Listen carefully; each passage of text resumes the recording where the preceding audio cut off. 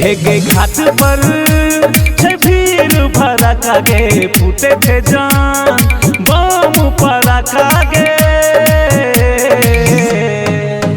हेगे घाट पर भीड़ भड़का गे फूटे थे जान बम पड़का गे। जान मिल है छठी माई के घाट में, जान मिल है छठी माई के घाट में। टिकटॉक बनावल जाई साथ में, टिकटॉक बनावल जाई साथ में। हेगे बात करब धके हाथ हाथ में, जान बात करब धक हाथ हाथ में। टिकटॉक बनावल जाई साथ में, टिकटॉक बनावल जाई साथ में।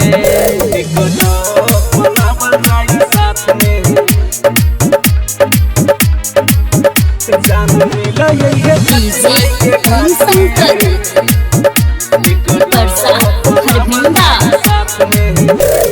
सुन के जान करे नहीं के तेरी बीतल जाई छै अरघ के बेरी। हाँ सुन के जान करने अब तेरी बीतल जाई छै अरघ के बेरी। लग है तो अपन बहिन के साथ में, लग है तो अपन बहिन के साथ में। टिकटॉक बनावल जाई साथ में, टिकटॉक बनावल जाई साथ में। जान मिल है छठी माई के घाट में, टिकटॉक बनावल जाई साथ में। टिकटॉक बनावल जाई साथ में, टिकटॉक बनावल जाई साथ में। जान मिल है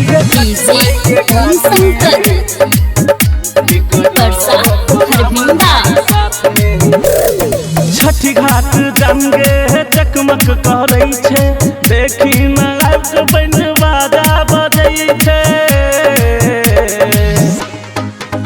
हाँ छठी घाट जान के चकमक करे छे, देखी न आइब बन बाजा बजै छे।